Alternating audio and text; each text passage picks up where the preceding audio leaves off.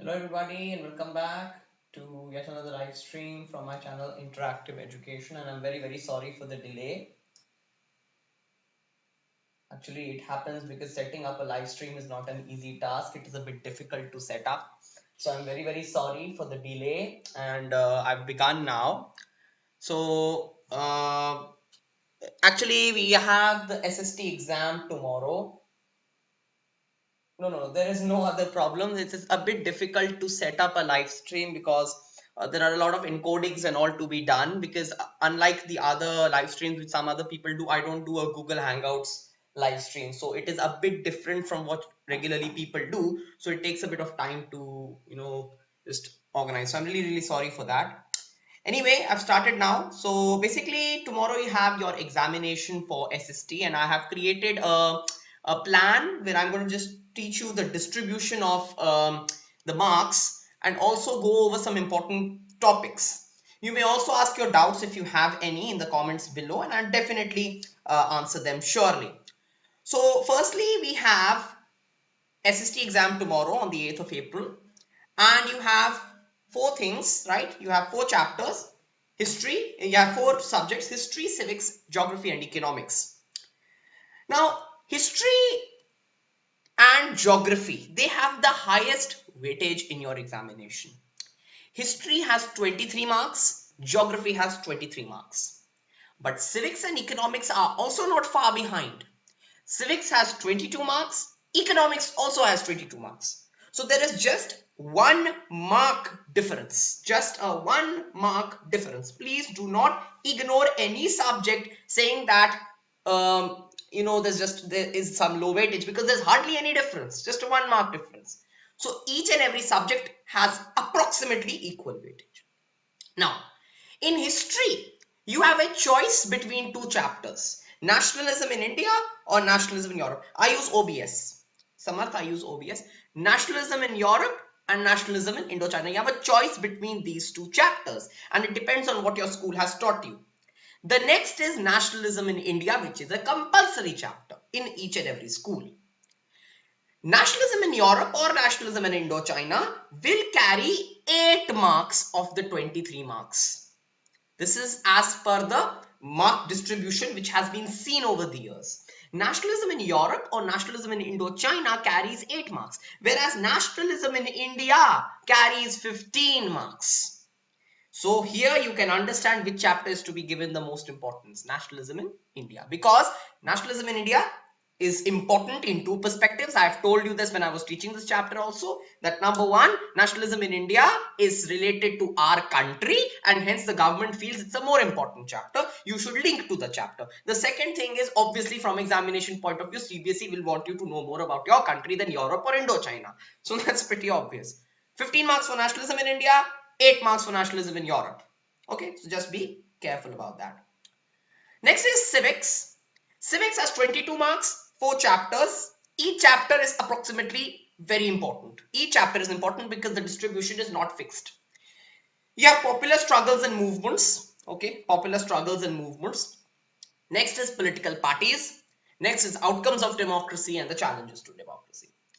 Popular struggles and movements, please mention and understand the difference between a movement and interest group. Difference between movement and interest group is very important. The struggles in Nepal and Bolivia are important. The description of those struggles is important. The SPA is important. The FEDECOR is important. Then direct and indirect participation, that is, political parties take direct participation in politics, whereas pressure groups and movements take indirect participation in politics. Then how popular struggles and movements take part in politics, how they influence politics, that is also an important question.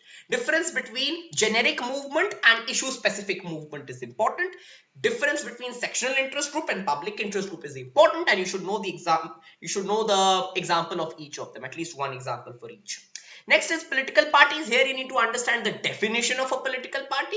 You need to understand the 7 functions of a political party given in your textbook, the necessity of a political party in a democracy, and multi-party system, the party systems, multi-party, one-party, two-party systems, then the regional and state parties as well as the national parties, and the 6 national parties given in your textbook are also important, out of which BJP and Congress are the most important. Why I say this is because BASPA, which is BSP, is no longer a national party because it has 0 seats in the Lok Sabha. In your textbook, you have been given the old data, but as per the latest data, it has no seat in the Lok Sabha. So you really can't consider it a national party, to be honest. So I really doubt that will come, but still go over it once.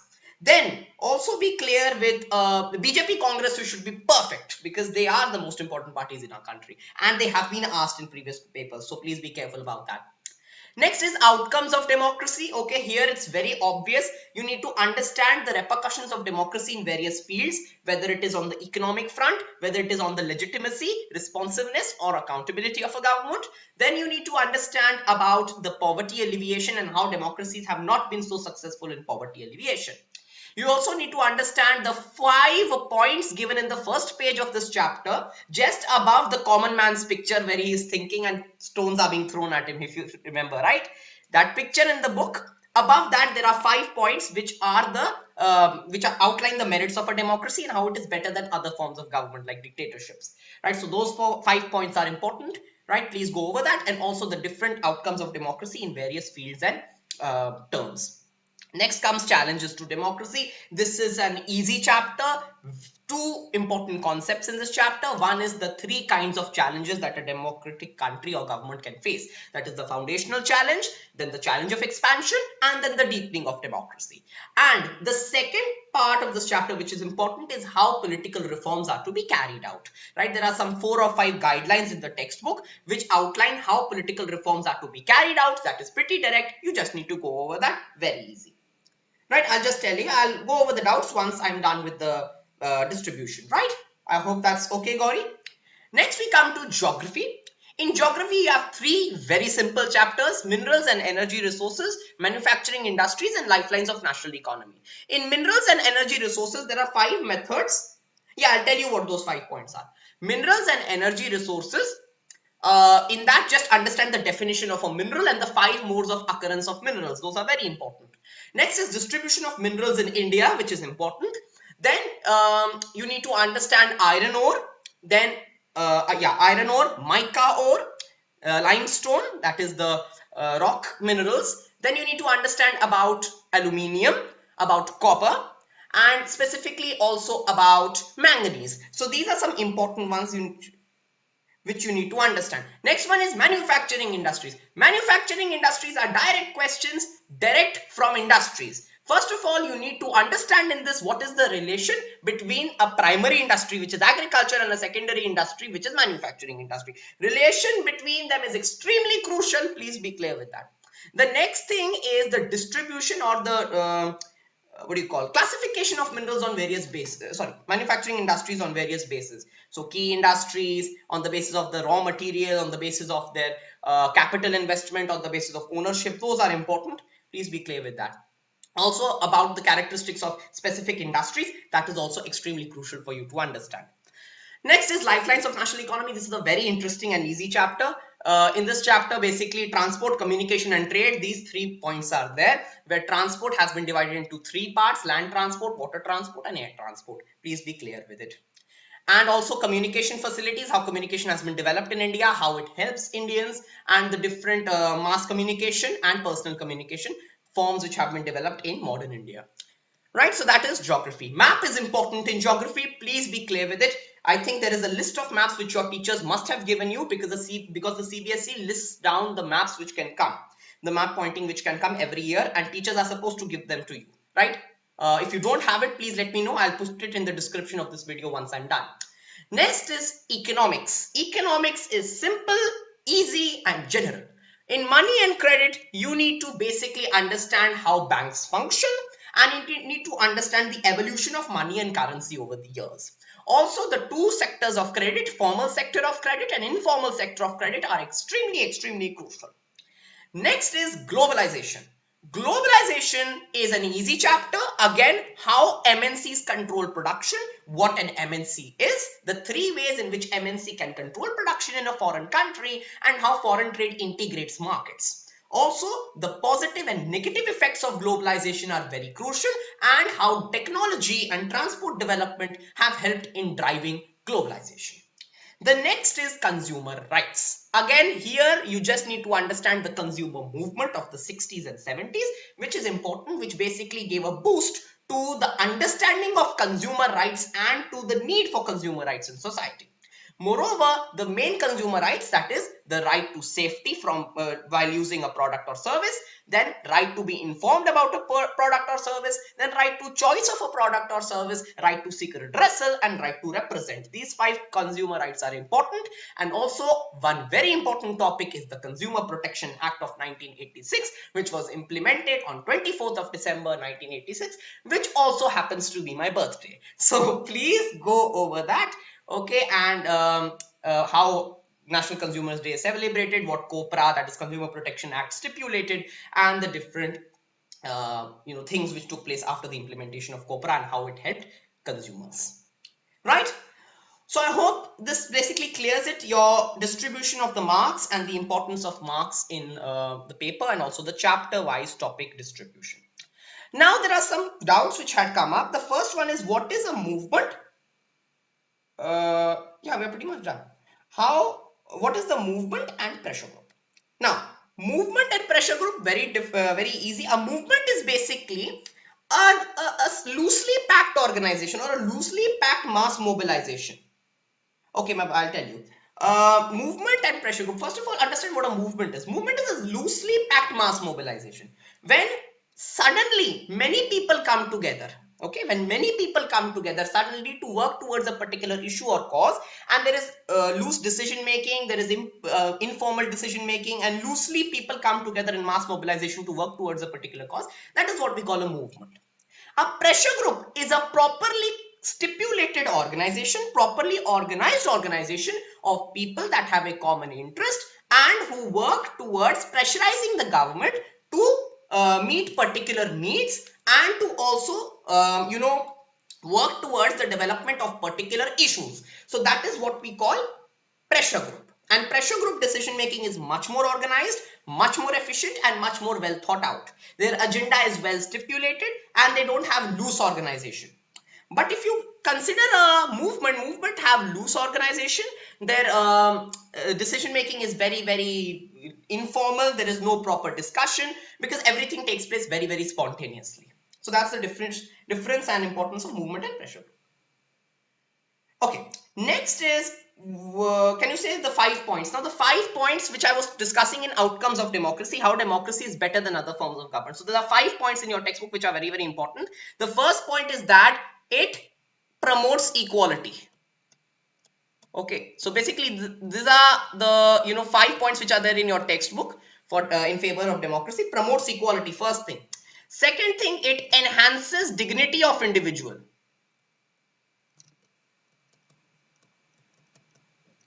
Okay, it enhances the dignity of the individual, right? That's the second point which is there. The third point is that it allows room to correct mistakes. Room to correct mistakes, right? Because again, you can after every 5 years change your government and see if Hindi में बोलो. Actually I don't speak in Hindi. मैं हिंदी बोल लेता हूँ, बहुत अच्छे से हिंदी बोलता हूँ, लेकिन because there are a lot of audiences जो यहाँ पर साउथ से भी आते हैं, इस करके मैं इंग्लिश में बोलता हूँ regularly.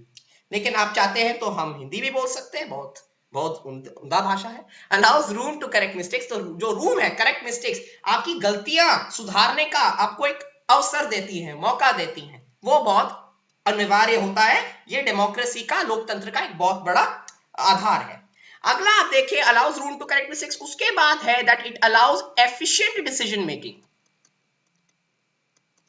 Efficient decision making, right? So it allows decision making to be taken very proper, very efficiently, क्योंकि बहुत वक्त लगता है, थोड़ा समय लगता है. डिफरेंट मिनिस्ट्रियों, मंत्रालयों एवं इंस्टीट्यूशन से गुजर कर जाता है आपका सारा डिसीजन, और इस करके जो आपका एफिशिएंसी है वो बढ़ जाता है, आपका जो डिसीजन मेकिंग का प्रोसेस है वो बढ़ जाता है, ठीक है। और पांचवा जो है, ठीक है, fifth, it allows to prevent social conflicts. तो जो सामाजिक लड़ाइयां हैं, झगड़े हैं धर्मों के बीच, जातियों के बीच, एक तरह से सबको अकोमोडेट करता है, it accommodates all social communities, and if everyone is accommodated then because of that what happens, social conflicts are not prevalent. Social conflicts काफी हद तक हिंदी में बोलो अजीब लगते हो, चलिए ठीक है। नहीं, actually I speak in a mix because कुछ लोगों को हिंदी अच्छी लगती है and some people like English, so I speak in a mix of Hindi and English. तो ये बात है, these are the 5 points in favor of democracy given in your textbook as well on the first page of outcomes of democracy. Okay, so ये ठीक है बिल्कुल, I hope that's absolutely clear. All right, so I think that's the 5 points, right? Now the next doubt I will be taking up will be the right to represent. Sharma Nandita asked me the right to represent. So what is the right to represent? Basically it is a consumer right. It is a consumer right which basically allows a particular consumer to represent himself in court. Now there is a provision in the law which says that if no lawyer takes up your case, then you can go and fight yourself in court, right? You can fight, okay, you can fight the case, okay, you can fight your case, आप स्वयं ही अपना case लड़ सकते हैं, you can fight your own case. So you have the right to represent your views in a consumer court. That is what you call the right to represent. Very direct, right? सीधी सी बात है. Next, the next doubt I will be taking up will be cooperative sector. Ritik Raj, cooperative sector क्या होता है geography का? Actually, cooperative sector is not geography or economics. Cooperative sector is cooperative sector. Basically, cooperatives are a kind of self-help group. Okay, cooperative are a kind of self-help group. एक तरह का स्वयं सहायक दल, ठीक है, self-help group, स्वयं सहायक दल. It is a kind of self-help group in which basically there are 15 or 20 members who come together. Usually it's not there in geography as such. Basically cooperative ownership, एक तरह की ownership होती है. There's a kind of ownership called cooperative ownership. This basically means that a cooperative owns a particular capital or a particular industry, or it is run by a cooperative. That is a self-help group kind of thing, right? That is what you call a cooperative, right? So I hope that's clear. Who asked me self-help group? Oh, sorry, cooperative. That's what a cooperative is. Pretty direct, right? Basically, cooperative sector is when there are a group of people who come and own a particular manufacturing industry. Next is liberalism and conservative bhi bata do. Okay, so liberalism and conservative. Okay, so let's try to understand liberalism. Liberalism is very important in nationalism in Europe. Please remember liberalism. Now, liberalism is basically an idea. Okay, it was an idea which developed in the 19th century in Europe, and basically it promoted equality and freedom. These are the two most important aspects of liberalism: equality and freedom. It promotes equality and freedom. Now, basically liberalism developed in the 19th century, especially after the growth of the middle classes, the newer middle classes which came up, that is the educated classes, the lawyers, engineers, doctors, professors. When these people came together, they basically grew. Products of the producer of the raw material also on the manufacturing part of it.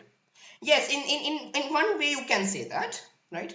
Yes, in one way that can be said, no problem. Where it's basically cooperative sector. Basically the producers, I told you, there's a self-help group, there's a group of people who own a particular industry, right? Now they can be the producers also. That's also correct. Now I'll tell you about Khalifa and everyone. Now liberalism, equality and freedom, right? Now liberalism stipulated equality and freedom, basically developed during the 19th century in Europe. Now liberalism had three kinds of perspectives. The first was a social perspective, second was an economic perspective, and third was a political perspective. Now,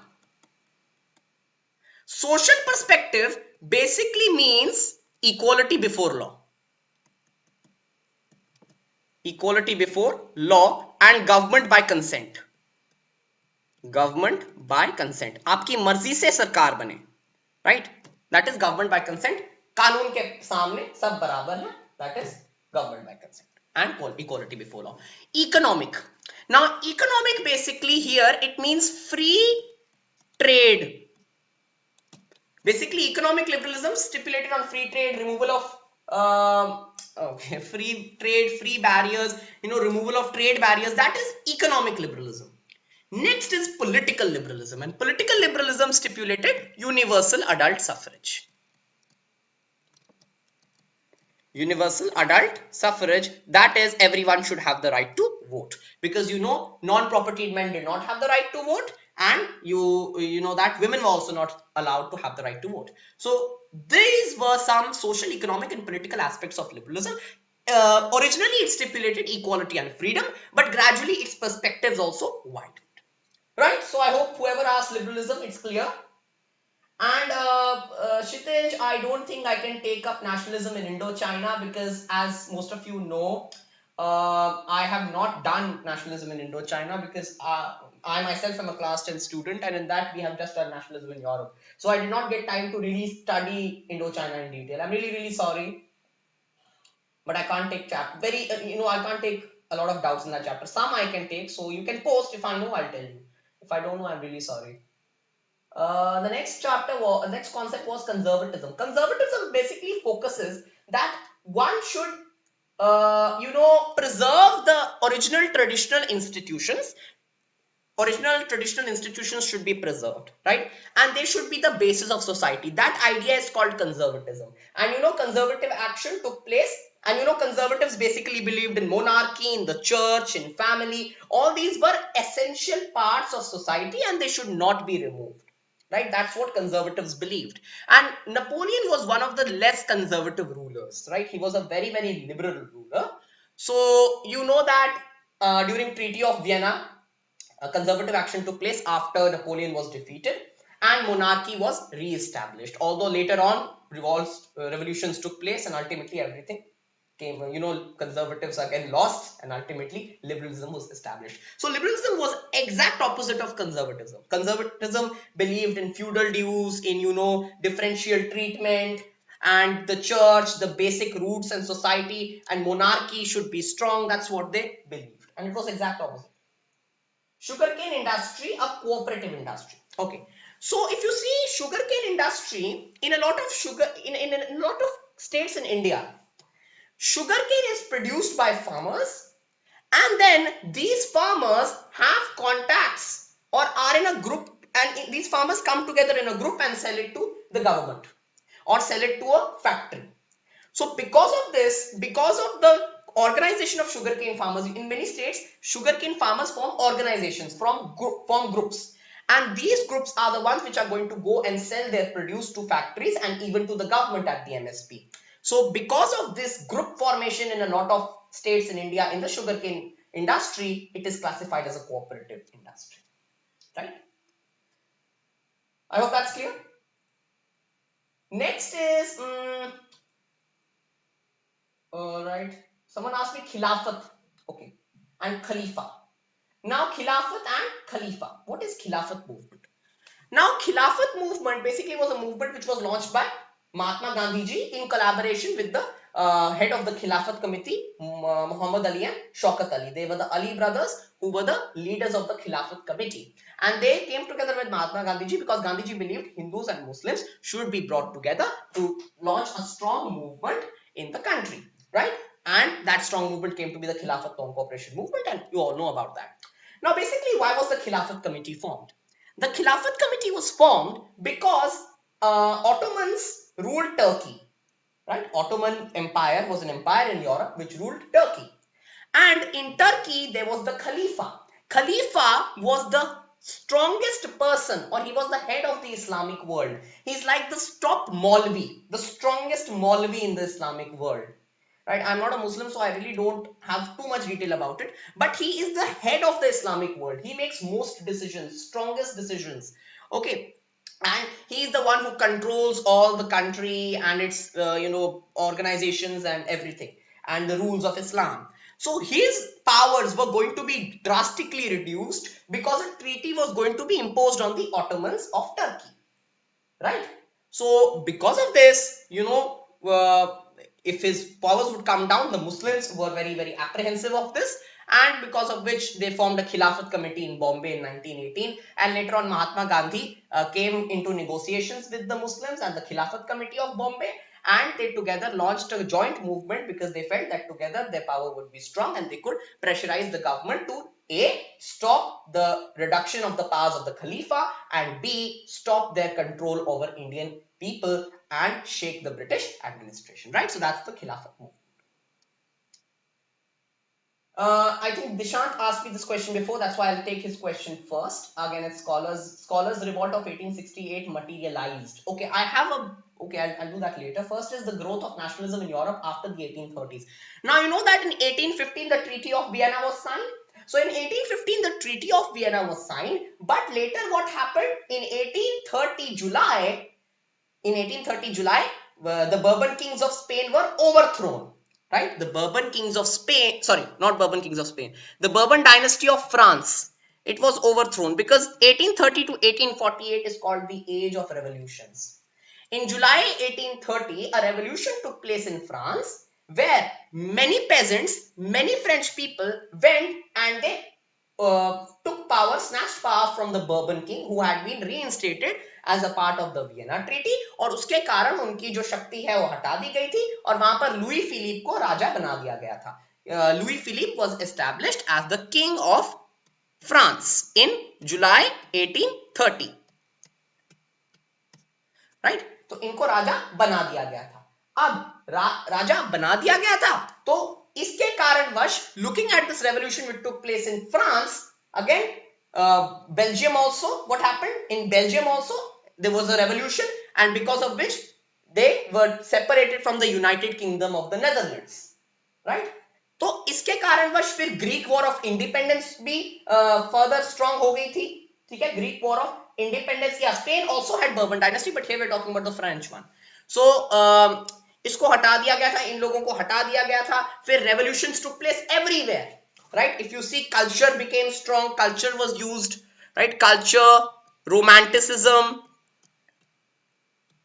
ठीक है? तो इन points पे आपको focus करना है अगर ये question आता है कि 1830s के बाद कैसे डेवलप हुई थी. You need to focus on culture, romanticism, and the different revolutions that started taking place, like the July Revolution of France, in which the Bourbon king was removed and who was reinstated? Louis Philippe was put as the king of France, right? फिर साथ में Belgium also broke away from the United Kingdom of the Netherlands, and Duke Metternich, who was the Chancellor of Austria, he comically remarked something. उन्होंने कहा था कि when France sneezes, the whole of Europe catches cold. क्योंकि उन्होंने इसलिए कहा था क्योंकि अगर फ्रांस जो है वो वहां रेवोल्यूशन स्टार्ट हो जाती है तो पूरे यूरोप में ही रेवोल्यूशन की लहर चली जाती है. जैसे मोदी जी एक जगह इलेक्शन लड़ते हैं, पूरे भारत में मोदी जी की लहर चलने लगती है. Alright, so I hope that's clear. That's how nationalism developed in 1830s, after 1830s. Next doubt, if there is anyone else. So खिलाफत I explained.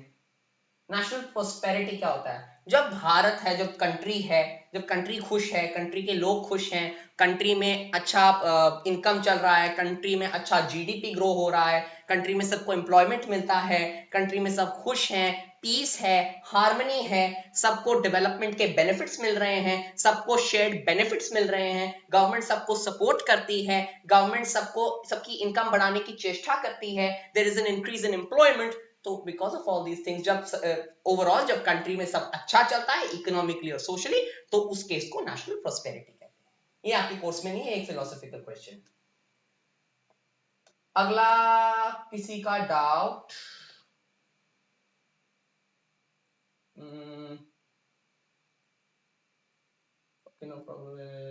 किसका डाउट है? स्कॉलर्स रिवॉल्ट बेसिकली हुआ था इंडो चाइना में, and it was basically led by the local teachers, right, who were against the Vietnamese education, French education, which was being used by French colonizers on the Vietnamese, right, up to a certain class. तो वो scholars revolt हुआ था. वो materialize कैसे हुआ उस सबका procedure मुझे इतने अच्छे से पता नहीं है, but scholars revolt took place, people protested, okay, they boycotted these institutions probably, and I'm not too sure because I've not done Indochina. So yes, democracy, accountable, responsible, and legitimate. ठीक है, this is a very direct question, but anyway I'll do it. Now, first of all, a democracy has three features: accountability, responsiveness, and legitimacy. First of all, you need to understand how it is accountable. Now, basically, a democratic government is entitled to share information with its citizens, right? In a democratic government, the government has to make mechanisms, has to make channels through which people can share, people can gain information, and information can be shared with them, right? So this is what we call accountability. The government is accountable for its work. The government is accountable for what it does. The government has to answer for what it does because it has been elected by the people on grounds of certain factors, that they have done a certain factor, that they have done a, that they have, you know, promised some policy. They have to work on that policy. So because of which the government is accountable to the people. If the people ask them on some issue, or through RTI or through any other channel, the government has to answer because it is the people who have elected the government and they have the right to ask the government. That is called accountability of the democratic government. The second is responsiveness. Now the government has to be responsive. Why is a democratic government responsive? It is responsive because it has to create channels, it has to create mediums through which people can reach out to the government. People can reach out to the government and they can ask questions about existing policies, about existing programs, and about works that the government has to perform, right? So that is what we call responsive government.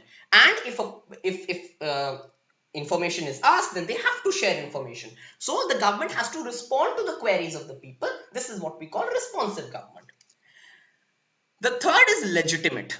Legitimate because a democratic government is legally elected.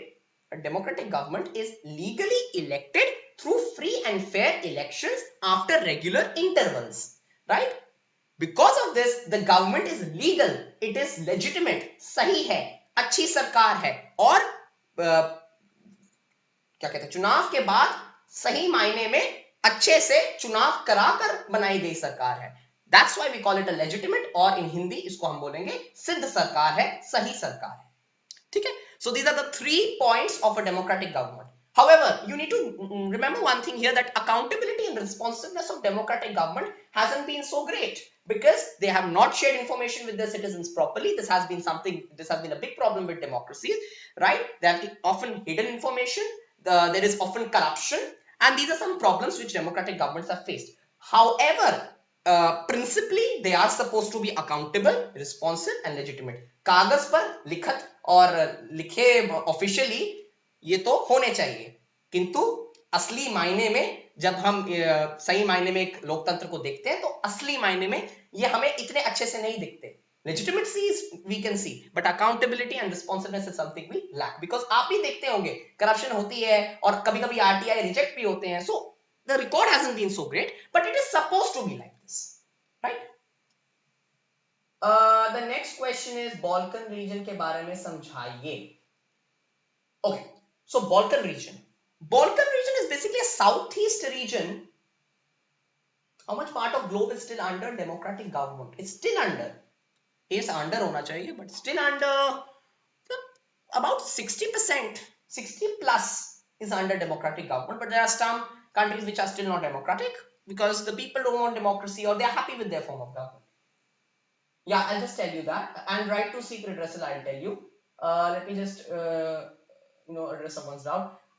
Balkan region के बारे में समझाइए. So Balkan region. Now Balkan region was a region in Southeast Europe. Okay, and it composed of many countries like Macedonia. Okay, and other than Macedonia, there was Romania, Slovenia. Okay, and Greece.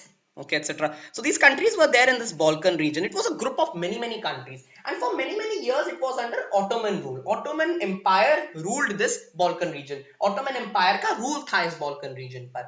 But after some time, especially during the last quarter of the 19th century, the people, they actually, after 1871, many of the Balkan regions, they became free from Ottoman rule. Ottoman rule में काफी इसमें modernization लाने की कोशिश की, but after a point, yeah, I'll tell you, after a point, they all got freed and they started reading their own history and creating a nationalist movement amongst their own people. They began feeling the Ottoman rule had demeaned their own culture. उनके खुद के culture पर एक हमला हुआ था, वार हुआ था और काफी हद तक छोटे हो गए थे. लेकिन nationalism started developing after they were freed from Ottoman rule, and because of this region was a source of tension after 1871. The major source of tension after 1871. ठीक है. लेकिन बॉल्कन रीजन जो था, it was very rich in resources and the other major power जो इस time पर United हो चुकी थी, यूनिफिकेशन कंप्लीट हो चुकी थी मोस्ट यूरोपियन पावर्स की, सबको इस रीजन पर कैप्चर करना था. Every major power of Europe wanted to capture this region. So because of which there were many wars fought over this region. और ऑटोमन के और बॉल्कन्स के अंदर भी काफी कॉन्फ्लिक्ट हुआ because they wanted to retain their identity.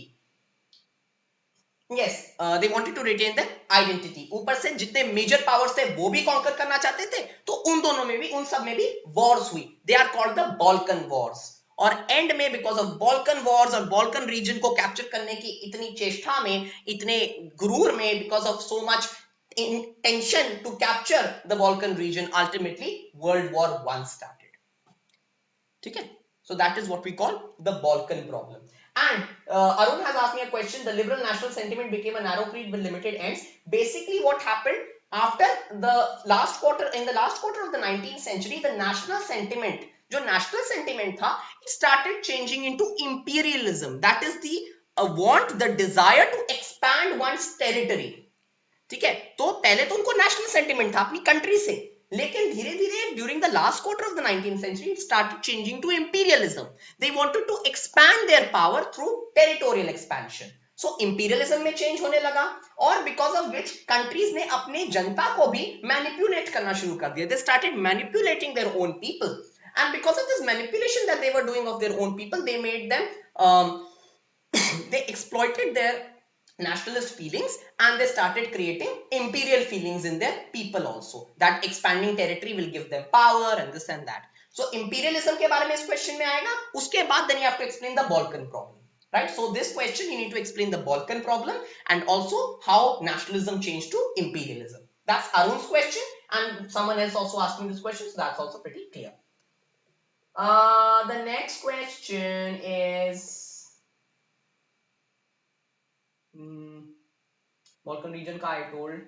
How would flexibility in labor laws help companies? Now, if there is flexibility in labor laws, तो जो MNCs हैं, the multinational corporations, they won't have to abide by certain rules set by the government. So if they don't have to abide by the rules, if there is flexibility in those rules, then it is beneficial for them, because then companies will find it easier for to establish themselves. Then उनको restrictions नहीं है इतनी. If there is no restriction on them, then it is pretty simple. Then they won't have to follow so many laws कि उनको इतना minimum wage होना चाहिए, इतना rest day होना चाहिए, इतना ये होना चाहिए.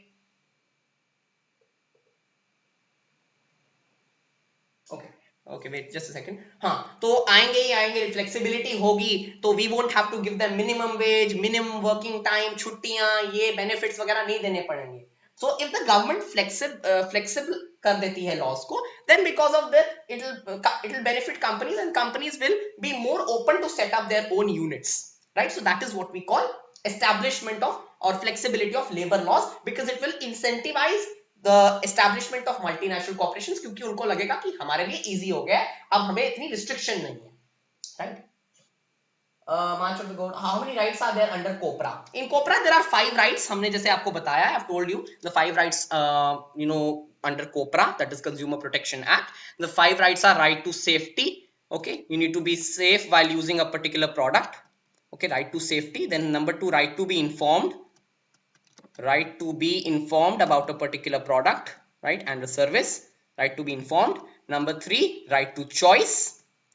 Okay, that you have a right to choose what you want to use and what not to use. After a point, if you think a product or service is not useful, then you can leave it also. That's right to choice. After right to choice, there is right to seek redressal. Right to seek redressal, basically right to seek redressal होता है कि you have the right to approach a consumer court if you feel that your consumer right is violated. अगर कोई दुकानदार है, आपने उससे कुछ खरीदा, वो डिफेक्टिव माल निकला है और आप उसको वापस जाते हो और वो आपको कहता है नहीं अब आपने लिया, आपने ही खराब किया है, then you have the right to go to a consumer court and seek redressal, seek justice. That is right to seek redressal. और फिफ्थ जो राइट है, that is right to represent, which I have just explained in my when I was I just explained it. Right to represent, when you can represent yourself in a court through a lawyer or by yourself also. So that is right to represent. All right. So I hope that's clear. Macho Times. Oh, nice name. Right to redressal. I just told you right to seek redressal is basically you have the right to seek redressal from a court, a consumer court, if you feel that your rights are violated. If a consumer feels that his or her rights are violated by a manufacturer, by a shopkeeper, or he's being exploited in the marketplace, they can go to the consumer court to seek compensation and justice. Difference between Bolivia's and Nepal's struggle. I think this is a direct question from the civics textbook. अगर आप थोड़ा ध्यान से पढ़ेंगे तो you'll get it, but I'll just tell you anyway.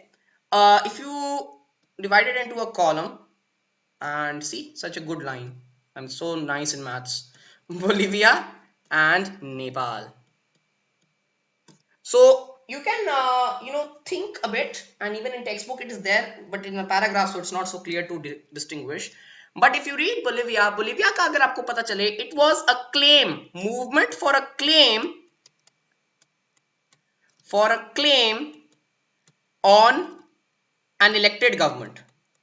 अब वहां जो मूवमेंट हुई थी, वो एक क्लेम डालना चाहती थी. They wanted to claim their rights on an elected government, क्योंकि वाटर प्राइसेस बहुत बैडली इंक्रीज कर दिए गए थे और अनफेयरली इंक्रीज कर दिए गए थे. So it was a movement to claim rights on an elected government, कि हमारा अधिकार है कि हमें सस्ता पानी मिले, because it's a basic public necessity and facility, right. So a claim on an elected government. लेकिन नेपाल में जो मूवमेंट हुई थी, movement was for changing foundation of the country's politics.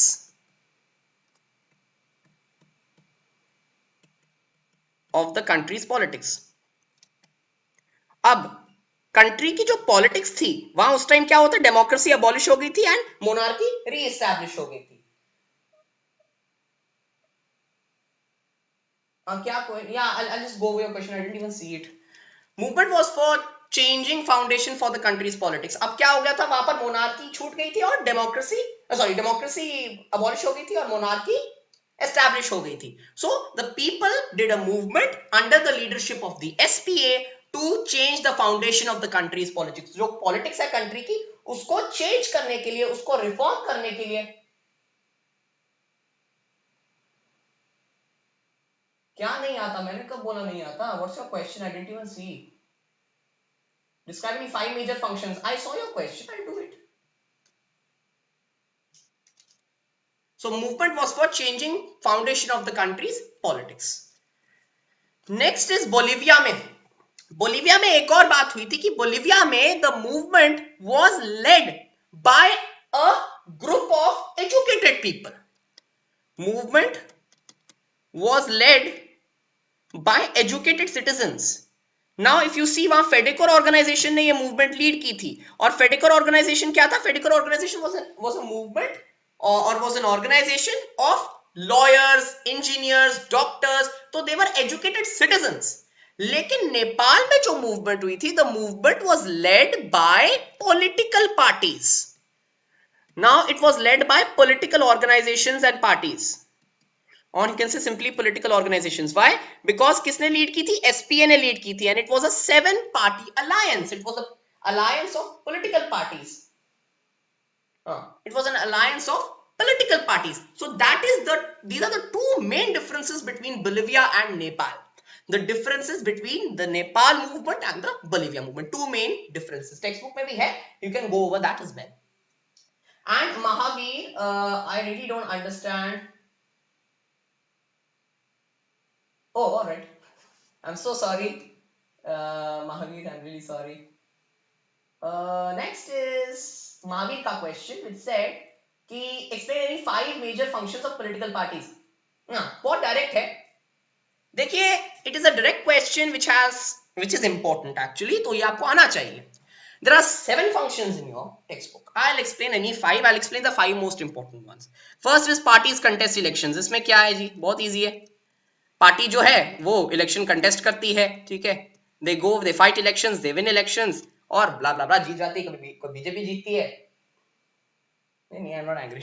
Parties contest elections, कभी बीजेपी जीतती है, कभी कांग्रेस जीतती है, कभी आम आदमी पार्टी जीतती है. तो parties contest elections, they are going to contest elections. Pretty obvious. Second thing is parties put forth policies and programs. So basically party एक ideology पे चलती है. It runs on an ideology. So if it runs on an ideology, based on that ideology it will form policies and programs, right? जैसे अभी recently UP में election हुआ.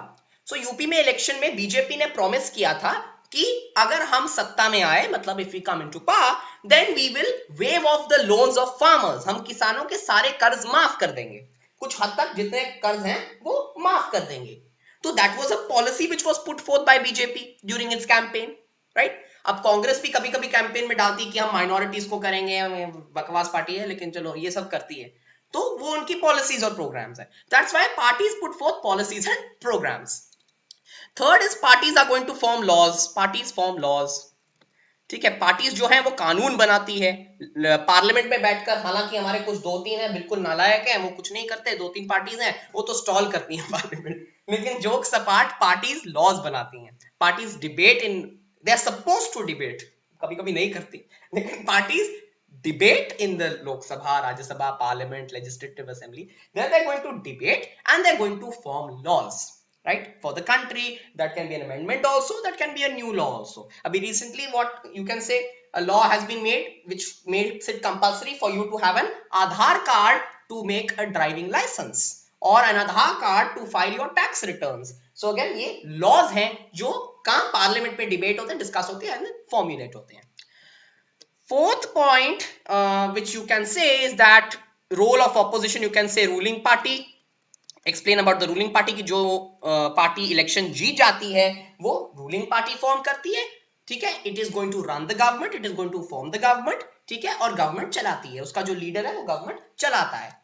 Fifth, you can explain about role of opposition. जो party हार जाती है election वो opposition का रोल प्ले करती है. वो गवर्नमेंट पे स्क्रूटिनी रखती है और गवर्नमेंट के पॉलिसीज को क्वेश्चन करती है, ताकि अगर गवर्नमेंट कोई रॉन्ग डिसीजन ले रही है तो it can be properly identified. However, role of opposition these days is very very negative. However, the opposition should play a strong positive role, right?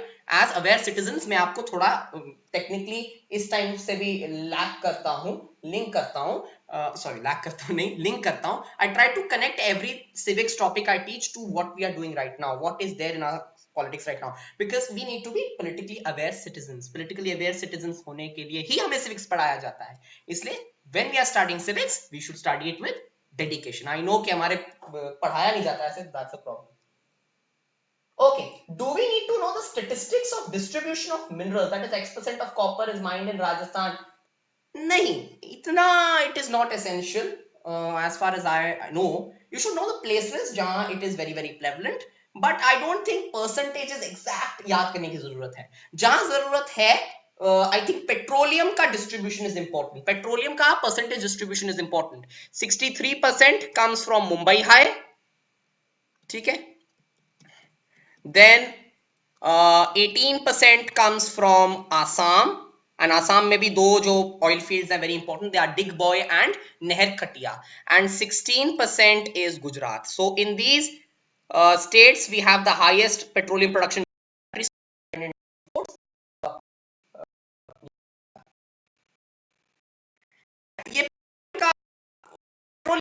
ठीक है, this is the petroleum stats. ठीक है, petroleum कहाँ कहाँ मिलता है उसका ये स्टैटिस्टिक्स है. Thank you Mahavir. And Arun Sagar, okay, I hope your doubt is clear. Copper का I don't think it's important, but ये याद रखिए कि कहाँ सबसे ज्यादा मिलता है. जैसे Rajasthan is the highest producer of copper in the country, right? Aluminium का कौन है? Aluminium का है राजस्थानी है, I think. Then any other doubt which I left? कोई पीछे Bolivia's movement मैंने कर लिया. Role of plane, okay. I'm not sure about Faneboy Chu in Indochina because Indochina मैंने पढ़ा नहीं है. I myself am a student, so I've not done Indochina in school and I've not got time to read that chapter also, so sorry. Anything else which I left out? आपको आता है ना, please? No, but what was your doubt? I didn't even see. Sizumi का doubt क्या था? Was it some, what, did she post some doubt? Okay, I didn't see her doubt. There's no doubt here. Can you post it again if there's any doubt? Yes, what about MP? MPs are just creating ruckus these days. BJP is not being led to work. Right? है ना?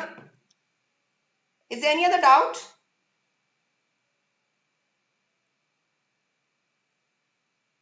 And Sizumi posted a doubt. She said, she asked, where is it? Okay, I can't see it. I'm sorry. Tourism का पढ़ लो, 3 साल से नहीं आया है. Sir, important questions बता दो जो क्वेश्चन में आएंगे. Okay. So basically पहले तो मैं एक दो चीजें क्लियर कर देता हूं. मैंने अभी बोला दिशांत जी, I've explained this question. I just explained 1830s के बाद का जो important कैसे nationalism developed. I explained this, I think. You can just rewind the video after because this publishes as a video later. So आप please go through कर सकते हैं क्योंकि मैंने explain कर दिया वो.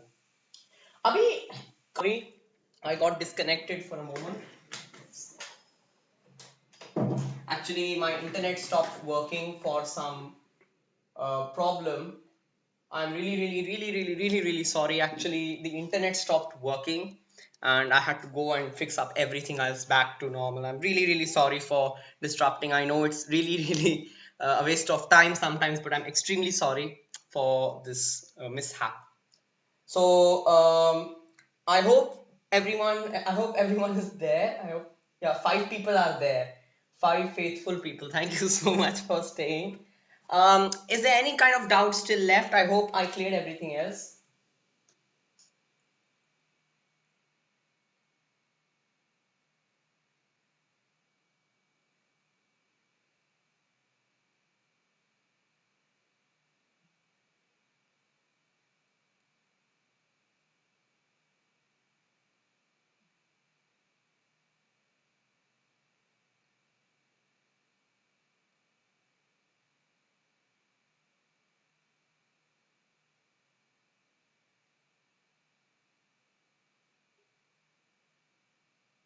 Okay, why is it necessary? Okay, I got the question now. I got 1 or 2 questions. Why is it necessary for the bank and cooperative societies to increase their lending facilities in rural areas? So basically, you know that banks and lending societies, they, yeah, I saw your doubt, Mahavir. All right. So basically, banks and cooperative societies are part of formal sectors of credit. So banks and cooperatives, okay, they form a part of formal sector of credit, right? Formal sector of credit. So this formal sector of credit has low interest rates. It helps people to actually increase profits rather than falling into debt traps. And actually, who sends people into debt traps?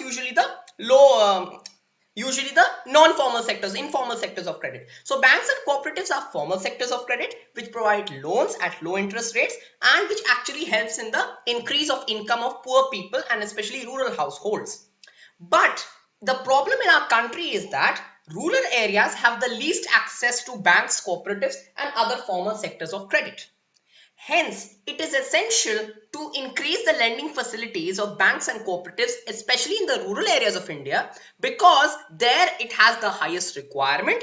And if we are able to increase the lending facilities of these formal sectors of credit in rural areas, then उनका जो income है वो बढ़ जाएगा, उनका जो betterment है वो होगा, and they'll be benefited out of it. Right? So I hope that's clear. Next one is, what is Ntpc? What steps have been taken by Ntpc towards environment protection? So Ntpc, basically this is the last part of your manufacturing industries chapter. Okay, and it is in a box. Since it is in a box, it has the least chance of coming in the exam, because box based questions are usually just case studies and they are usually not asked. Now Ntpc stands for National Thermal Power Corporation. Okay, that is the full form, National Thermal Power Corporation, and it is one of those energy producing organizations that has realized the importance of environmental conservation in collaboration with energy production. In collaboration with energy production. Now it should not buffer. Now it should not buffer, because on my live control room it is coming perfect. If it comes properly on my control room, iska matlab theek chal raha hai, then there must be some connection problem on your side. Alright. So National Thermal Power Corporation. National Thermal Power Corporation is that organization which has understood the importance of energy production as well as environmental benefits, environmental conservation. It has understood that these both are very, very important and need to go side by side. So what has it done? It has developed mechanisms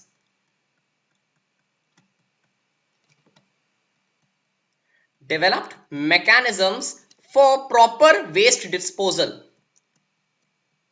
So it is an industry, so obviously it will have industrial waste. Now it has developed mechanisms so that they are properly, no, it's working, it should be working. Yash, Samarth, it, for all of you it should be working actually. Alright, so let me just send a message here.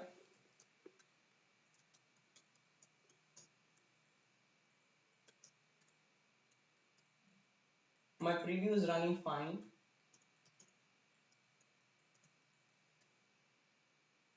Now, developed mechanisms for proper waste disposal, right? So that's the one very important step that the Ntpc took. The second step that it took was it grew shelter belts. It grew shelter belts around it, around its industrial boundaries.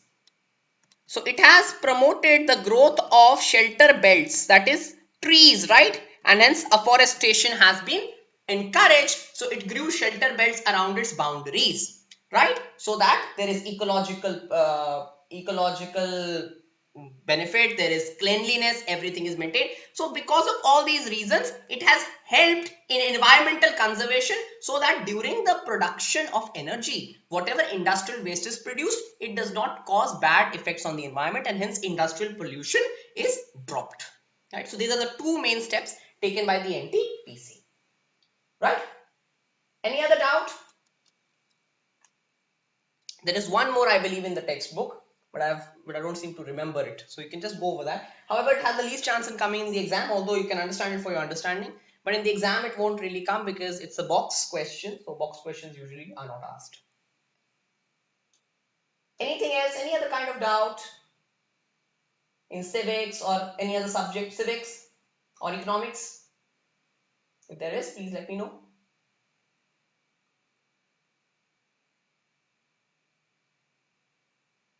Important questions, वही मैं कह रहा था. Okay, just, you know, it completely slipped off my mind when I this thing. It got disconnected. अब क्या है, मैं यही कह रहा था आपको that important questions, whoever tells you there is some important question, यहाँ important है, ये important है, वो साफ बात है आपको ठग रहा है. Because CBSE is a very unpredictable organization. कभी कभी जो क्वेश्चन हम कहते हैं ना बहुत इंपॉर्टेंट है जी, बहुत इंपॉर्टेंट है, ये आएगा ही आएगा, वो कभी नहीं आता. वो कभी नहीं आता. और जो क्वेश्चन हम कहते हैं ये तो छोटा है, it is of least importance, it will come. So that is why I don't believe linked to the possibility of, okay, I'll explain that. तो हम जो कहते हैं ना इंपॉर्टेंट क्वेश्चन है, इंपॉर्टेंट क्वेश्चन है, कुछ इंपॉर्टेंट नहीं है, सब इंपॉर्टेंट है. You need to read everything carefully. That's one thing. Second thing is social science में ना आप रट के मत जाओ, क्योंकि सोशल साइंस में 80% 80% जो क्वेश्चन पेपर है सोशल साइंस में, the 80% of the question paper will be application based. You can guarantee, I can give it to you in writing. 80% of the paper will be application based. 20% of the paper only will be factual based. Mane, only 20% ही है. There is only 20% of the paper which will be based on the facts. History, because history is all factual, so history will be part of that 20%, and some questions of civics. Rest everything you will be given a question which will be super twisted and you need to think and answer. That is why whenever I teach civics or even science or any social science, I always focus on the concept. If you know if you have the understanding of the concept, you can answer any question because you can apply it then. But as such, mining the minerals, the concept of minerals is important. The 5 mode of occurrence of minerals is important. Rat hole mining, someone asked, but rat hole mining again is a box question, so it's generally not asked. But rat hole mining as such, it is a form of mining which occurs mainly in the northeast areas, where the mining sites, they are usually owned by tribal communities, local tribal communities, right? Usually mining is a part of the union list of the Indian government, and only Indian government has the right to mine a particular site. But basically what happens in some of these northeast areas is the land is owned by tribal communities, certain communities, and private people. So they basically mine these sites and they grow large tunnels and grow deep large tunnels which appear to be like rat holes. So this form of mining by tribal communities in the northeast region, which is on their own private property, is called rat hole mining. Okay.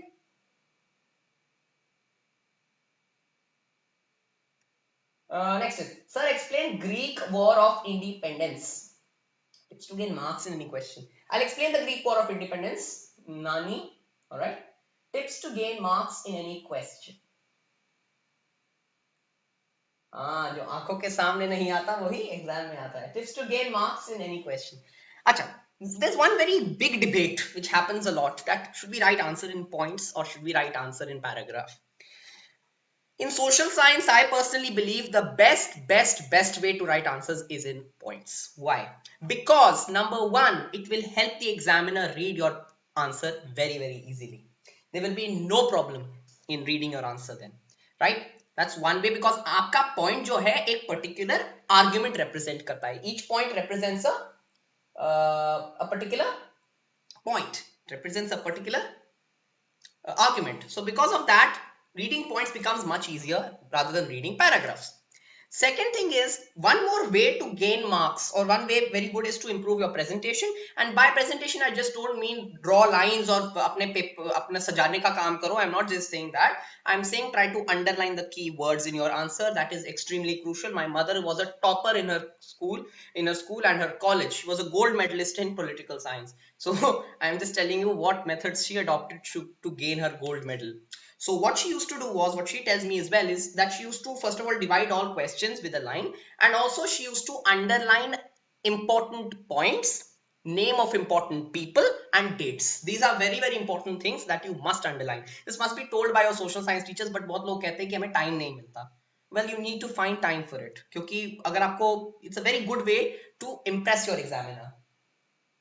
What's your doubt? I need to see your doubt. I explained your doubt. Oh, how are the challenges to democracy linked to the possibility of political reforms? Please explain it. Okay, so the challenges to democracy, there are 3 main challenges. There is foundational challenge, there is challenge of expansion, and there is deepening of democracy. Now, foundational challenge is basically establishment of democracy in a non-democratic country by removal of the non-democratic regime. This is pretty obvious. But once democracy is established, then political systems will occur. And वहां पर then again there will be the political problems which will be erupting. There will be corruption, there will be less transparency. So again, these political problems with political parties and all will be, these problems will be there. Now, I'm not gone anywhere, don't worry. Now, the thing you need to understand is कि जो आपका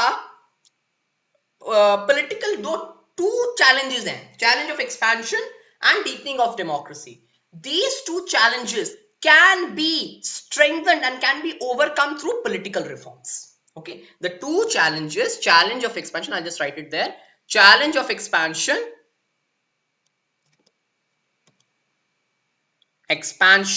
and deepening of democracy. These two challenges can be overcome with the use of political reforms. Political reforms can overcome these two challenges, right? When we bring about a particular reform, when you bring about a particular reform, then what is going to happen? When that reform will come about, basically political reform will strengthen political practice. This is an important point. Political reform will strengthen political practice. राजनीतिक reform जो हैं, राजनीतिक परिवर्तन जो हैं, वो political practice, जो राजनीतिक कार्यक्रम है, उस पर भी प्रभाव उसका पड़ेगा. Political reforms will take place and then ultimately this will enhance the political practice in the country.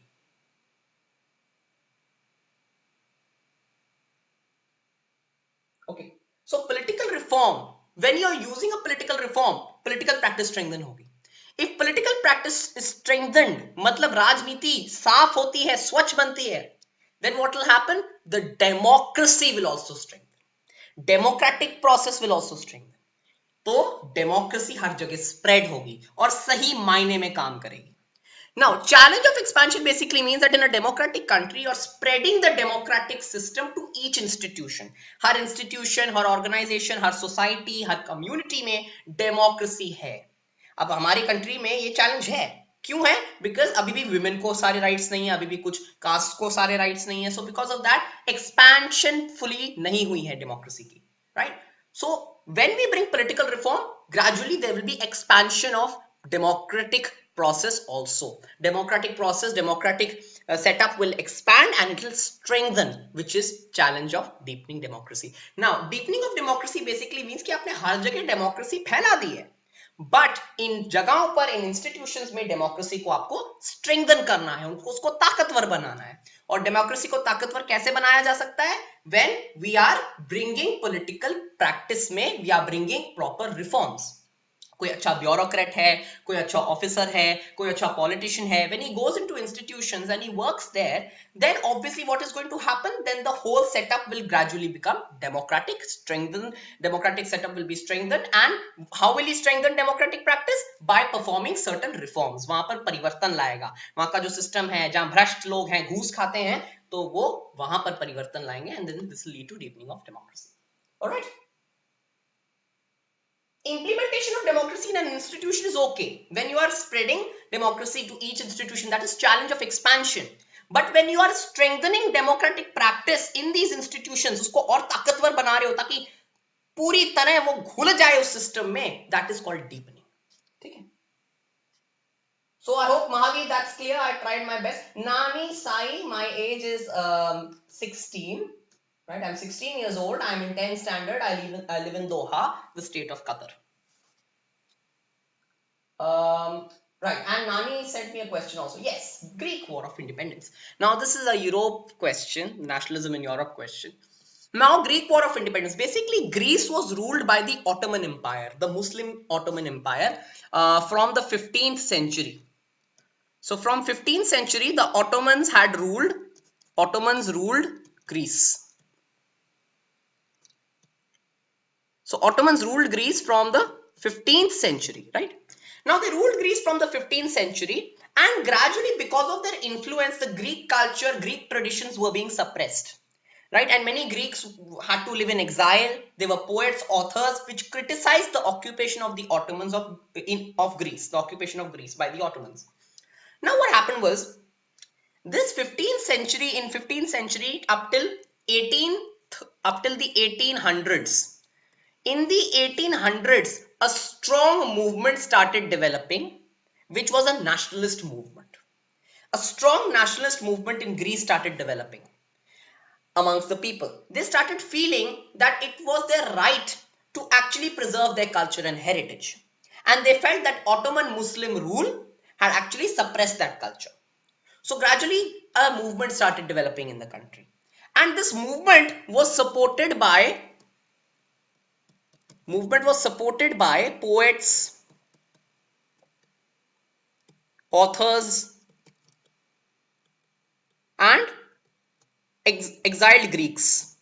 So those Greeks which had been sent out of the country, they also supported this movement because they felt that this movement which would help Greece become independent of its Ottoman rule, Muslim rule, which had suppressed their culture. Moreover, Greece had been the source of European civilization. Many also believed this. So they felt that Ottomans had suppressed that unique civilization, history and culture of Greece, right?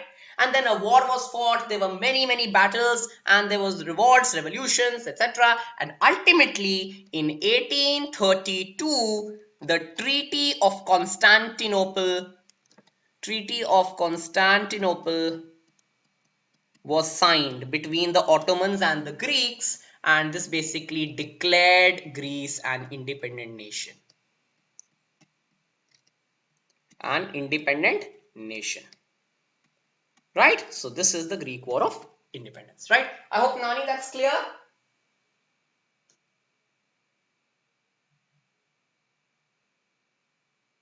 Oh yeah, Sizomi got selected. That's really nice. Very good. Very good. Congratulations. I remember you told me once.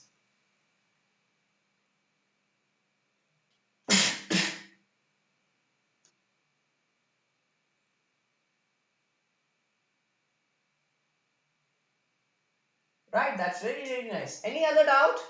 And Nani, I hope your doubt is clear. I don't know, the word Nani reminds me of my grandmother. I'm really close to her. No offense, but it really reminds me of my grandmother. Any other doubt? Any other doubt? How many people are there actually? Let me check. 6 people. Oh. And 2 people disliked this, yeah. When you dislike a video, you should leave a comment about it. Why you disliked it so I can improve myself. I don't know why people leave dislikes and they don't tell me what's the problem. Then I understand not everyone likes you, but still, leave some feedback so I can improve also. Alright, so any other doubt? Because then I can wrap up. If there's no other doubt, I'll just wrap it up now. I don't keep, and someone was saying it's for 1 hour. One thing, please remember, if I keep a live stream, if I end it, I'll end it in front of you with my signature words. And most of you will know my signature words. Stay healthy, stay smart, and do keep studying. So if I don't say that, that means my video is not over. Don't worry. Is there any other kind of doubt?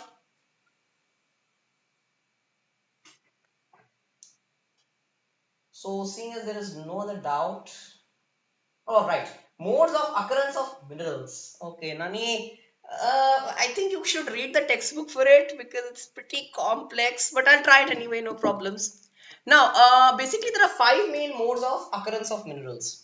The first main mode of occurrence of minerals is through igneous and metamorphic rocks. Igneous and metamorphic rocks. So basically what happens is hot molten lava, okay, which is under the deep inside the earth's crust. Okay, when it is deep inside the earth's crust, this hot molten lava comes up to the earth's atmosphere. Okay, it comes, sorry, not atmosphere, crust, comes up towards the earth's crust, and when it comes up, it cools and solidifies. It cools and becomes solid, and it becomes solid inside igneous and metamorphic rocks. And when we dig these and basically where do they occur, where do they solidify? They solidify by entering into cracks, faults and services.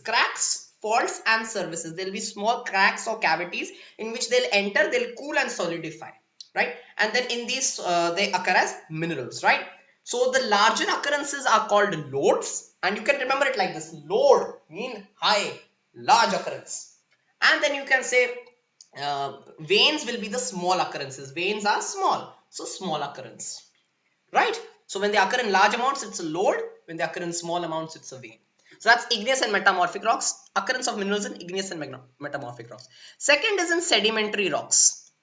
So basically in sedimentary rocks, what happens, there is accumulation of minerals, right? Accumulation and deposition of minerals and rocks over beds and layers, over many horizontal strata, horizontal layers. It is going to accumulate, and minerals are going to accumulate over beds and layers, and gradually from here you can extract the mineral. The third method is through residual mass of weathered rock. So sometimes rock minerals, the rocks are going to, they are going to weather, they are going to break, they are going to gradually break because of the action of wind, water or ice. It is going to break and break into smaller pieces, and there will be some mass which is going to be insoluble. So soluble mass and insoluble mass, that is the soluble content and the insoluble content, which insoluble content is the mineral content, that is going to separate out. So that insoluble content is the residual mass, and that is going to be your minerals, right? That's going to be how your mineral will occur. And a very good example of this is the bauxite mineral. Now from bauxite we form aluminium, so bauxite is formed as a result of residual mass. Fourth is the, on the base of hills, on the base of hills and alluvial deposits. So sometimes alluvial deposits, that is on the side, on the banks of river waters, right, they occur as alluvial deposits, right? Deposition of as in the alluvial soil near the sea, because alluvial soil is usually near the sea, and deposited inside this alluvial soil, they're going to be alluvial deposits. Sometimes they're also found on the base of hills, right? And these are those minerals that are usually non-corrosive and non-corroded. Usually they are the noble metals. If you remember in chemistry, there are kind of metals called noble metals which are very less reactive. So most of the noble metals or precious metals occur in this way because they don't get corroded because of water and wind or other things, right? Examples can be gold, okay, platinum, silver, okay, all these are examples of this. And the fifth mode is in ocean beds, right? In ocean beds and water. So in ocean water is really rich in magnesium, sodium and bromine. In these three minerals it is really rich, and the base ocean beds are also rich in manganese nodules. Still, because it is very difficult to extract the mineral from ocean water, that's why it is not so commercially exploited, but still it's really good, and they are still used to some extent because they are extensively available in ocean beds. Mainly magnesium, sodium, bromine and manganese nodules are present at the base of the ocean beds, right? I hope it's clear.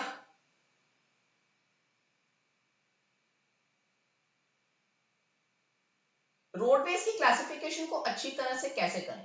All right, so how can we learn the classification of roadways?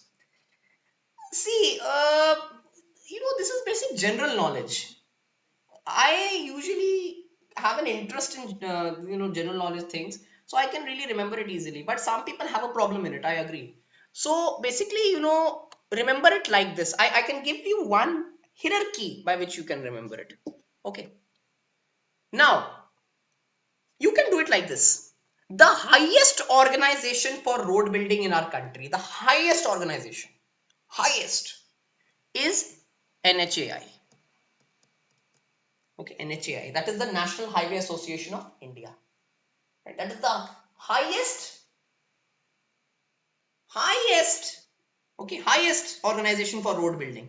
Roadways Ministry is under NHAI only, not under, but NHAI is the largest or the most important road building organization. National Highways Authority of India, NHAI. Now this NHAI, below this NHAI, you have the CPWD, that is the Central Public Works Department.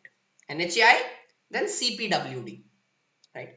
Below the CPWD, you have the SPWD, State Public Works Department. NHAI, CPWD, SPWD, State Public Works Department. Below the State Public Works Department, you have the Zilla Panchayat, not Zilla Panchayat, sorry. You will have the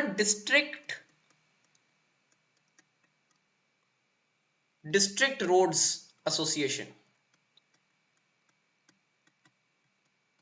Okay, District Roads Association, right? And then you have the Zilla Parishad.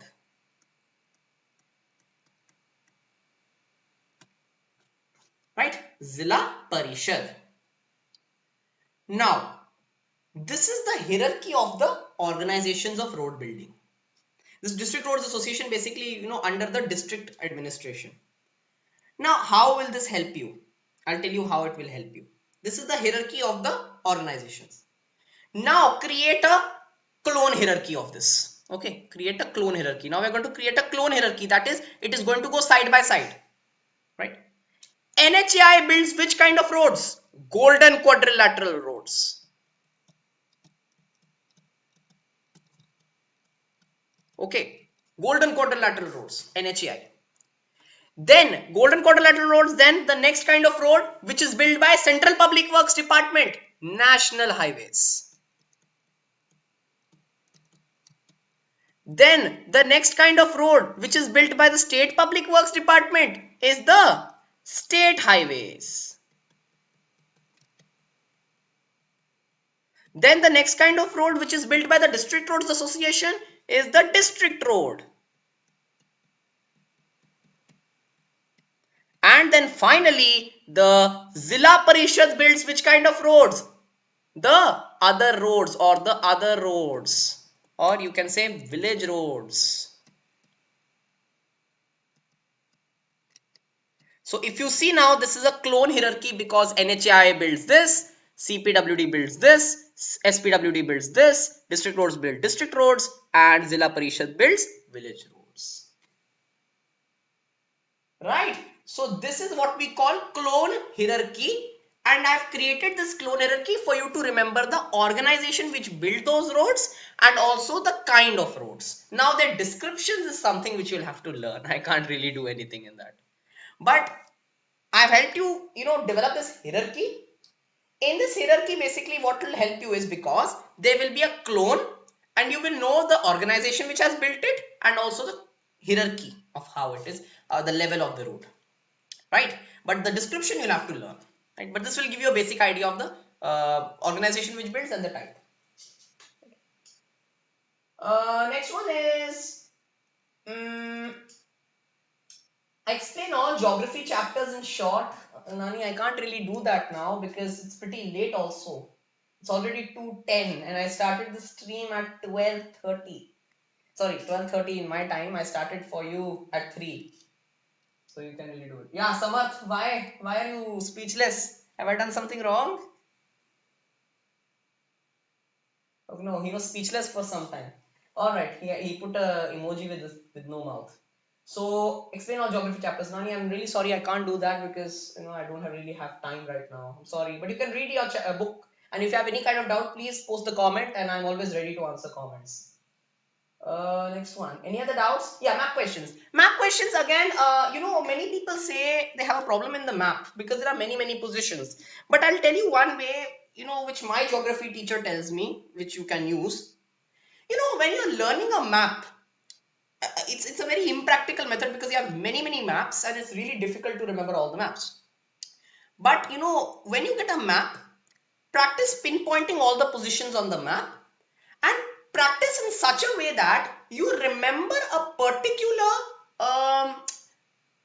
kind of clue in the map. Now that can be, for example, if you want to locate some position A. Suppose there is one state like this, okay, or suppose there is some state like this, some random state, and in this state you want to locate a port. You want to locate a port, and suppose this is the sea. Okay, this is the sea. So you want to locate a port on this state, on the coast of the state. So remember it like this. Suppose the port is here. Remember the port is here. Suppose this is the port, A port. So how will you remember it? Can you see? Remember it like this. There is a small curve and a U-shaped curve which is again protruding into the sea and then it is again becoming a curve. Mark the port on that curve. So you took a clue that there is a U-shaped curve and parabola shaped curve. From there it is protruding into the sea and again it is going back. So when it is going back, whilst it is going back, just near that mark. This is the best and most practical method I can tell you. Rest, it just comes through practice. You'll have to take a math and practice. Right? I hope that's clear. Now, last minute prep tips. The first thing you should be doing is you should be revising all the concepts, all the notes, all the chapters. You should highlight important things in the textbook, underline them, highlight them. Please, please, please, one very important thing is for your 1 mark questions, read your NCERT books thoroughly because they pick out questions from the nook and corner of that book. For example, a question can come, which is the language in which most number of newspapers are printed in India? The language in which most number of newspapers are printed in India. Do you know the answer? I'll wait for the answer. Do you know the answer? So, if you don't know the answer, read the book carefully, right? The book is to be read extremely carefully because from these nook and corners the questions are asked. The answer is Hindi. Okay, it is in Hindi, then followed by English and then Urdu. So top 3 languages are Hindi, English and Urdu, right? So please, you need to, this is something which is in just one line of the textbook and some people may ignore it. So please, yeah, it's Hindi. So please, please, please read the book carefully. Then another thing you should be reading carefully are the abbreviations. Okay, abbreviations, the short forms and their full forms. For example, NHAI. NHAI stands for National Highway Association of India. Next is CPWD, which stands for Central Public Works Department. Then we have SPWD, which is State Public Works Department. And then you have your NMCC. Now, some people won't even know this. NMCC, it is in the Geography Manufacturing Industries chapter. NMCC full form. Thank you, Piyush, and I know Piyush very well. Thank you, Divyam, thank you. NMCC is National Manufacturing Competitiveness Council.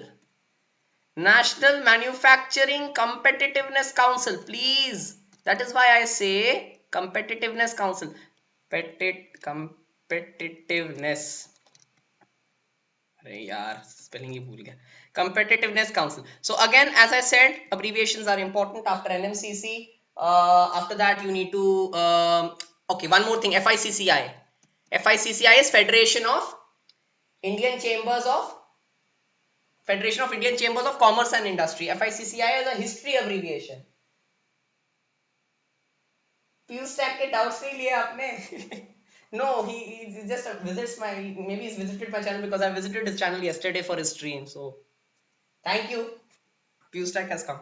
Anyway, FICCI, then National Manufacturing Competitiveness Council. So what my point is, please go over the abbreviations also क्योंकि ये पूछे जाते हैं बहुत बार and people don't know. CPC. What is CPC? CPC is Consumer Protection Council. So that's why again you need to go over that as well. Right? Is there any other kind of doubt? So that's one tip I would like to give you for your 1 mark questions. And I think I'll just wrap it up for now because it's really late. I think for about 2 hours, 1 hour 45 minutes I've been doing this. So I've tried my best to cover all your doubts. I hope you enjoyed it. Thank you very much for joining me. I hope you understood everything. What else? If there's any other kind of doubt, you can please post it in the comment section, which will be posted once this stream becomes a video. It will be posted. So if you have any other kind of doubt, please post it in the comment section below. All the best for your examination tomorrow. Prepare well, eat well. Okay, have a good night's sleep. Thank you. Goodbye. Stay healthy. Stay smart. Do keep studying. Bye bye.